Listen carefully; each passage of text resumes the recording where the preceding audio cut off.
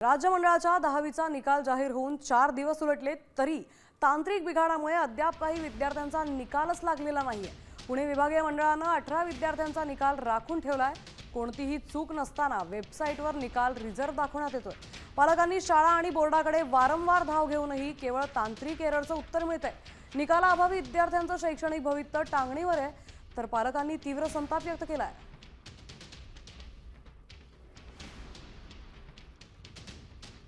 एसएससीचा result 8 मे रोजी लागणं अपेक्षित होतं, पण पोर्टलवर तिचा रिझल्ट राखीव ठेवण्यात आलेला आहे असं दाखवण्यात आलं आहे। त्याबद्दल काही कारण तिथं देण्यात आलेलं नाही आहे।